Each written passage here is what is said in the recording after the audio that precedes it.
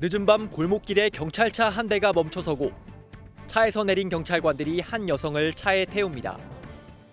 곧이어 다른 경찰차 한 대가 같은 골목에 들어섭니다. 조금 전 여성을 무차별 폭행한 뒤 성폭행을 시도한 40대 남성 A씨를 찾는 겁니다.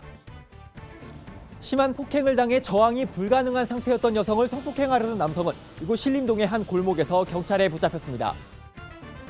A씨는 신고를 받고 출동한 경찰관에게 여성과 연인 관계라며 집에 가려던 길이었다고 발뺌했습니다. 피해자 얼굴에 난 상처를 보고 수상함을 느낀 경찰이 여자친구 전화번호를 아는지 묻자 A씨는 사실 여성에게 작업을 걸려했다고 말을 바꾼 것으로 조사됐습니다. 현장에서 관계자 진술 등을 확보한 경찰은 곧바로 A씨를 현행범으로 체포했습니다. 경찰은 A씨를 유사강간 상해 혐의로 입건하고 지난달 26일 구속 송치했다고 밝혔습니다.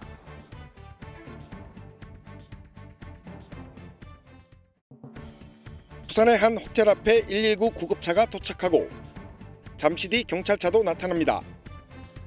10대 여학생 2명이 호텔에 감금돼 성폭행을 당했다는 신고가 접수된 건 어젯밤 11시쯤입니다.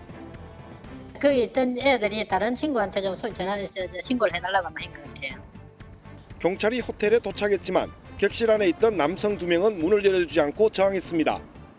안에서 이제 이중 잠금이 되지 않습니까? 그걸 안 열고 버티고 있었던 거예요. 체인을 잠그고 안 열었던 상황이 강제로. 경찰의 설득 끝에 문이 열렸고 방 안엔 외국인 남성 2명과 10대 여학생 2명이 있었습니다.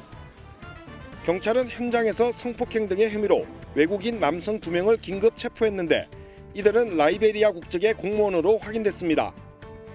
50대와 30대 남성 2명은 부산에서 열리는 한 국제 행사에 참석하려고 입국했습니다. 라이베리아 국적 남성 2명은 이곳 부산역 인근에서 10대 여학생 2명을 만나 호텔로 데려간 것으로 알려졌습니다. 경찰에 체포된 외국인 남성들은 범행 후 외교관 신분이라며 면책 특권을 주장한 것으로 알려졌습니다. 하지만 경찰은 이들의 주장과 달리 국내에 상주하는 외교관이 아니라서 면책 특권 적용 대상이 아니라고 판단해 조사 후 구속영장을 신청할 예정입니다. 새벽 2시가 넘은 한 원룸촌. 한 여성이 누군가와 헤어진 뒤 집으로 걸어갑니다. 그런데 여성이 집에 도착한 순간 골목길에서 가방을 맨 남성이 불쑥 나타납니다. 여성 혼자 원룸에 들어간 것을 지켜본 남성은 여성이 잠들 때까지 1시간가량 밖에서 서성입니다. 이어 여성 집에 들어가 흉기로 위협하고 성폭행했습니다. 남성은 이 가스배관을 타고 2층 원룸 방으로 침입해 범행을 저질렀습니다. 남성은 여성이 경찰에 신고하지 못하도록 신체 일부를 촬영한 것으로 알려졌습니다. 경찰은 원룸에서 30대 남성의 지문을 발견해 긴급 체포했습니다. 성범죄를 하기 위해서 가방에 총테이프, 전기구 등을 사전에 챙겨가지고 범행을 저지른 것은 원룸 주거 여성들은 불안합니다.